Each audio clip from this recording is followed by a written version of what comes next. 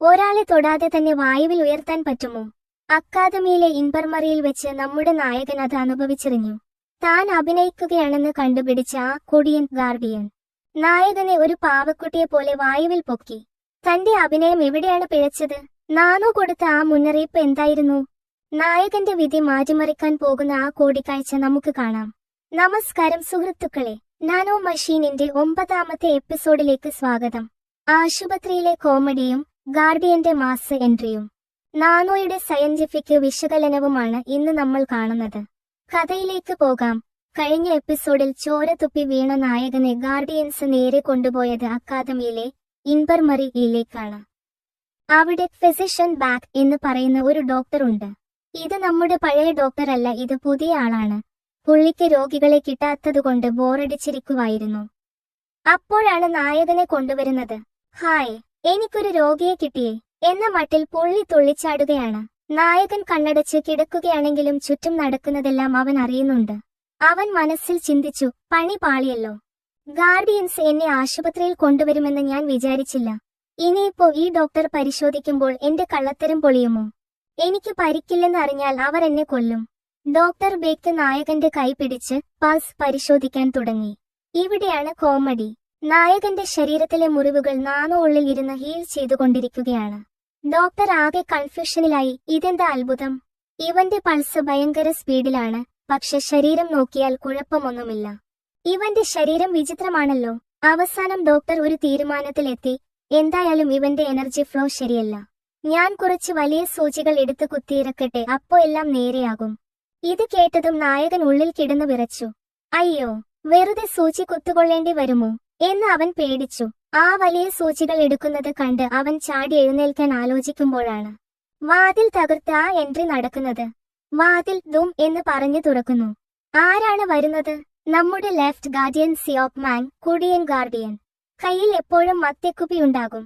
പുള്ളി ആടിയാടി അകത്തേക്ക് വന്നു. ഡോക്ടറെ ആട്ടിപ്പായിച്ചിട്ട് പുള്ളി നായകന്റെ അടുത്ത് വന്നു. നായകൻ അനങ്ങാതെ ശരിക്കും ബോധം പോയ പോലെ കിടക്കുകയാണ്. സിയോക് മാൻ അവനെ നോക്കി ഒന്ന് ചിരിച്ചു. എന്നിട്ട് പറഞ്ഞു, എടാ കള്ള, നീ ഉറങ്ങുകയാണല്ലേ?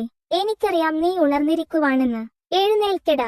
ഇത് കേട്ടപ്പോൾ നായകൻ ഞെട്ടിപ്പോയി. ഞാൻ അനങ്ങിയില്ലല്ലോ, പിന്നെ എങ്ങനെ ഇയാൾ കണ്ടുപിടിച്ചു? അവൻ മനസ്സിൽ നാനോയോട് ചോദിച്ചു, നാനോ, ഇയാൾ എങ്ങനെയാ ഞാൻ ഉണർന്നിരിക്കുവാണെന്ന് കണ്ടുപിടിച്ചത്? ഉടനെ നാനോയുടെ മറുപടി വന്നു, മാസ്റ്റർ, നിങ്ങളുടെ ശ്വസനരീതിയാണ് പ്രശ്നം. സാധാരണ ഉറങ്ങിക്കിടക്കുന്ന ഒരു മനുഷ്യന്റെ ഓക്സിജൻ ഉപയോഗവും ശ്വസനത്തിന്റെ അളവും കുറവായിരിക്കും. പക്ഷെ നിങ്ങൾ ഇപ്പോൾ ഉണർന്നിരിക്കുന്നത് കൊണ്ട് കൂടുതൽ ഓക്സിജൻ വലിച്ചെടുക്കുന്നുണ്ട്. നിങ്ങളുടെ നെഞ്ചിന്റെ ചലനവും കൂടുതലാണ്. ഈ ഗാർഡിയൻ അത് കൃത്യമായി നിരീക്ഷിച്ചു. അപ്പോഴാണ് നായകന് അബദ്ധം മനസ്സിലായത്. വെറുതെ കണ്ണടച്ച് കിടന്നാൽ പോരാ, സയൻസ് കൂടി അറിയണമായിരുന്നു. നായകൻ എന്നിട്ടും കണ്ണ് തുറന്നില്ല. അപ്പോൾ സിയോക് മാൻ പറഞ്ഞു, ഓഹോ, അപ്പോ നീ എഴുന്നേൽക്കില്ല അല്ലേ?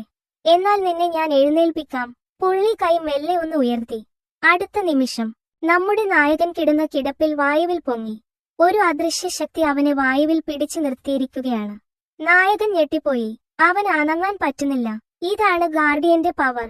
ഇന്റേണൽ എനർജി ഉപയോഗിച്ച് ഒരാളെ തൊടാതെ തന്നെ വായുവിൽ നിർത്താൻ ഇയാൾക്ക് കഴിയും. പേടിച്ചുപോയ നായകൻ പെട്ടെന്ന് കണ്ണു തുറന്നു. എന്നെ താഴെയിറക്കൂ എന്ന് അവൻ വിളിച്ചു പറഞ്ഞു. സിയോക് മാൻ ചിരിച്ചുകൊണ്ട് അവനെ താഴെയിട്ടു. താഴെ വീണ നായകൻ ചോദിച്ചു, നിങ്ങൾക്ക് എന്താണ് വേണ്ടത്? സിയോക് മാൻ കുപ്പിയിൽ നിന്ന് ഒരിറക്ക് കുടിച്ചിട്ട് പറഞ്ഞു, എടാ, നിന്നെ എനിക്ക് ഇഷ്ടപ്പെട്ടു. നീ ആ പരീക്ഷയിൽ അഭിനയിക്കുകയായിരുന്നെന്നും നിനക്ക് ഇന്റേണൽ എനർജി ഇല്ലെന്നും എനിക്കറിയാം. പക്ഷെ ആ സമയത്ത് നീ കാണിച്ച ധൈര്യവും ബുദ്ധിയും എനിക്ക് വല്ലാതെ ബോധിച്ചു. എന്നിട്ട് പുള്ളി ആ ഓഫർ വെച്ചു. അതുകൊണ്ട് നീ എന്റെ ശിഷ്യനാകൂ. ഞാൻ നിന്നെ എന്റെ വിദ്യകളെല്ലാം പഠിപ്പിക്കാം. നായകൻ സംശയിച്ചു. എന്നെ പഠിപ്പിച്ചാൽ 6 തറവാട്ടുകാർക്ക് അത് ഇഷ്ടപ്പെടില്ല. എന്തിനാ വെറുതെ റിസ്ക് എടുക്കുന്നത്? ഇത് കേട്ടപ്പോൾ സിയോക് മാനിന് വാശി വന്നു. എടാ, ഞാൻ ആരാണെന്ന് നിനക്കറിയാമോ? ഞാൻ ലെഫ്റ്റ് ഗാർഡിയനാണ്. ഞാൻ വിചാരിച്ചാൽ ആ 6 തറവാട്ടുകാരെ കൊണ്ട് ഒരക്ഷരം മിണ്ടിക്കില്ല. എന്നിട്ടും നായകൻ വഴങ്ങുന്നില്ല എന്ന് കണ്ടപ്പോൾ സിയോക് മാൻ തന്റെ പോക്കറ്റിൽ നിന്ന് മഞ്ഞ നിറമുള്ള പഴകിയ ഒരു പുസ്തകം എടുത്തു നായകന് നേരെ എറിഞ്ഞു കൊടുത്തു. ഇതൊരു അഡ്വാൻസ് പേയ്മെന്റ് ആണെന്ന് കൂട്ടിക്കോ. നിനക്ക് പവർ വേണമെങ്കിൽ ഇത് പഠിക്കണം. പോകാൻ നേരം പുള്ളി ഒരു സത്യം കൂടി പറഞ്ഞു, അല്ല, നീ ശ്രദ്ധിച്ചോ, പരിക്കേറ്റ വേറെ ആരും ഇവിടെയില്ല. നീ മാത്രമാണ് ഈ VIP റൂമിൽ. നിന്നെ രക്ഷിക്കാൻ ആരോ ശ്രമിക്കുന്നുണ്ട്. ആ റെഡ്ഹെഡ് ഹവന്യോങ് ലീ ആയിരിക്കും നിന്നെ ഇങ്ങോട്ട് മാറ്റിയത്. നീ വിചാരിക്കുന്ന പോലെ അക്കാദമി മുഴുവൻ നിനക്കെതിരല്ല.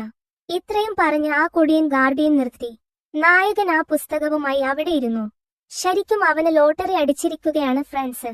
നാനോയുടെ സഹായത്തോടെ ഓക്സിജൻ കണക്കുകൾ മനസ്സിലാക്കി ഇപ്പോൾ ഇതാ ഒരു ഗാർഡിയന്റെ ശിഷ്യനാകാനുള്ള അവസരവും കിട്ടിയിരിക്കുന്നു. ഇനി അവൻ എന്താകും ചെയ്യുക? നാനോ ഉപയോഗിച്ച ഈ പുസ്തകം അവൻ എങ്ങനെ പഠിക്കും? അടുത്ത എപ്പിസോഡിൽ നായകന്റെ ലെവൽ മാറുന്നത് നമുക്ക് കാണാം. വീഡിയോ ഇഷ്ടപ്പെട്ടെങ്കിൽ ലൈക്ക് ചെയ്യാനും സബ്സ്ക്രൈബ് ചെയ്യാനും മറക്കല്ലേ.